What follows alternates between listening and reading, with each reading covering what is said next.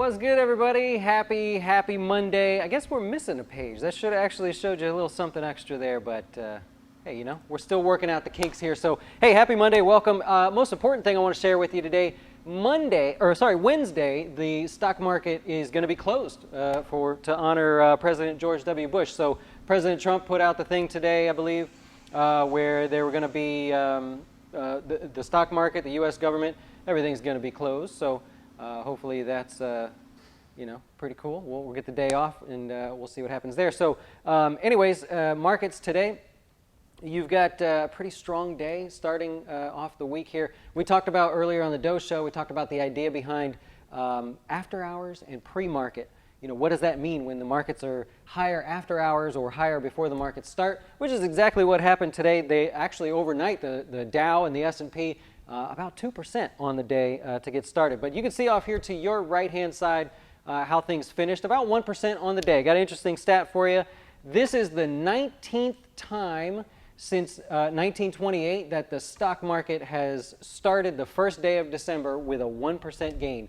So how many years is that to go back to 1928? But still, 19 times. And if you're one of our customers on Sunday, yesterday, I sent out an email to give you the stats as to how does the rest of the year finish, so our customers know what 78.26% of the time means. If you're one of our customers, check your email. I just got carried away. I sent some emails out and just got geeky with the stats, so you now know what to expect for the rest of the year. What else do we want to point out here? Wednesday, so remember, markets closed on Wednesday. Let's just dive into it. You got the Dow higher by 1%, S&P 1%, Nasdaq 1.5%, and let's get going here. So I'm going to hope that this all works out in, oh, it worked. Finally, if you guys only knew, right? If this thing just barely worked at the last second. On the screen there, you've got the Dow. So really important, we're stuck at the downtrend. I talked on Friday about how I really didn't want the stock market to start the Monday higher because take a look, we already had 5 days up, right? Actually, 1, 2, 3, 4, 5, 6 days higher for the Dow. And that sort of, imagine you're running up a hill for 6 straight days. About the third or fourth day, you're going to be pretty tired. So I kind of was saying that with the market on Friday. I thought it'd be better off if we started calm and then saw a rally from there. So, you can't always get what you want. That's fine. But nonetheless, strong day, not as strong as we could have been. So I think a lot of traders are going to be more impressed about the actual details that come out about this deal, not the truce or sort of the kicking the can down the road. We'll see what happens. S&P 500 right smack into resistance. That's actually where it stuck overnight. If you happen to watch the futures markets overnight, I was up pretty late. I like watching this stuff. So it just stuck right at that resistance area. You now know pretty obviously that 2820 is going to be the sticking point. I think it'd be great if the market here, the S&P, could take a break for 4 or 5 days, relax, let's call it an uneventful week. Everybody go to Disney World, we come back next week, and then start the next rally pushing forward. We'll see. I mean, like I said, you got something in your head, you don't always get it. The Nasdaq breaking above the downtrend here, you can kind of just see it. Real simple, technical pattern that people like to follow. Again, it's already up a number of days in a row. Kind of sucks that happened, so we'll just have to deal with it for now. The one thing that worries me a little bit, if you look at the Russell, that one's still not participating. And actually, if you pay attention, you had the Russell go negative on the day after being up 1.4%. So to give all that back, even intraday, is a weak sign. It's something people are just not going to like very much. It's definitely going to grab the attention on weekdays. So the Russell, remember, let us down, and today it let us down. So that's what we have there. Okay, sector-wise, we want to dig into some of those. Oil getting a much-needed break, 4.25% on the day, 53. Well, I'll say it finished around $53. That's 4%. You had obviously the results of the G20 meeting. You had OPEC potentially cutting. You had Canada announce that they were going to cut, and Qatar. Is it Qatar or Qatar? I don't know how you say that. Qatar. Anyways, they decided they want out of the OPEC. Sort of gang there. They want out of that. And they tried to be cool about it and say, look, we're just going to focus on natural gas. That's all we're doing. We're just going to go work on natural gas. They want out. As with any gang, you don't just get out. So that'll be a long thing. They actually are going to start the process on the 1st of January. I don't think we need to say much more about that. Semiconductors, they were one of the sectors that got a lot of benefit from what happened over the weekend because you know, people, the semiconductors have more than half of their business coming from China, especially the bigger name ones. So you see the SMH higher on the day. If we look at names like Intel, that's breaking through a notable area if you're a technical trader, right back above the 200-day moving average and closing above that. That's a good sign, shows a lot of confidence. AMD with a really, really strong day, 11% on the day. And I thought I'd point out Micron because I've been sort of pointing this out to our customers in our weekly class that we do Thursday nights, where we were talking about this technical pattern here, and you're going to keep an eye on that. So Thursday, we'll be sure to talk about that for you guys in more greater detail because I can't say too much here, not allowed. Amazon, strong day. You know, they're testing out stores. You know, they have the stores where you just walk in, grab whatever you want, walk out. Don't even need to talk to anybody. You don't need any help. Apparently, it's going well. They're testing bigger stores. You could eventually see how a Whole Foods is going to be just walk in, grab your head of lettuce or your organic jelly beans or whatever you eat, and then just take them right out of the store. So really interesting there. The other thing is, briefly, very briefly, they took over from Microsoft, the largest valued company, publicly traded company anyways. So there's like this three-way race if you're into that sort of thing. Amazon, Apple, Microsoft. Apple won today. Amazon was in the lead but just gave it up before the end of the day. Microsoft won it on Friday. Those three competing for the title of the most valuable company publicly traded company in the U.S. here. Very interesting. Other than that, I'll just cover a few other things and get out of your way. You got Caterpillar up almost 2.5% on the day. Naturally, it has to do with the G20 news. You know, a lot of this import-export garbage has just been beating them to death. So a little bit of support there. Ford and any of the car makers, you got Ford, General Motors, Fiat, Chrysler, all of them positive on the day. China says that they're going to reduce their tariff on importing cars, or Trump said that in a tweet. So I just saw the tweet. Don't hold me to that if that's true. But that helps support some of the car companies today. And then lastly, Nike, that quietly added about 4% on the day. Who was it? Citigroup? Yes, Citi put it as their top pick for 2019. Not my opinion, that was Citi. They said for 2019, that is their #1 stock pick. They said global growth, along with the current valuation being too cheap. I don't know, you can look at the price, $77.94 relative to how many shares are out there.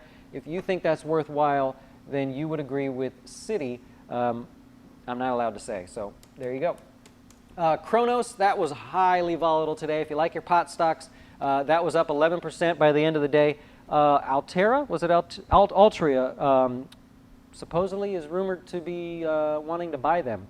So that would explain the volatility today. If you look at some of the other stocks, the other pot stocks, no love, right? Like normally, let's say a company wants to buy somebody in the retail space. Usually similar companies get a boost. Nothing from them today. So Kronos with the volatility, it was actually halted throughout the day because too much volatility there made it go a little crazy. So we'll see. I don't think there's any official news on that. If I could just show you a few others, I guess, while you're here. Apple, much needed break on the day, 3.5%. So back into first place for being the world's largest, the largest U.S. traded company. And then the obvious names like Boeing on the day because of the G20 news had a good day. Surprisingly, Verizon lower, but that's been really strong lately. So that lost about 3.5%. And yeah, I think we'll just start there with a nice simple start to the week. I've been so distracted, got the whole studio built here.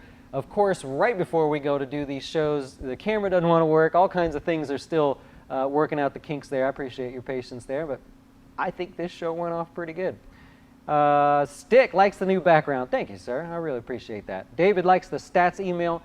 I figured you guys like the stats. I like putting them together for you. So whenever I'm doing something, actually the new set for the closing beat currently in progress, that will have everything behind us. So when I point something out now, I'll be able to say that's how I found it. That's what I look at. That's how I research it to give you a little more detail there.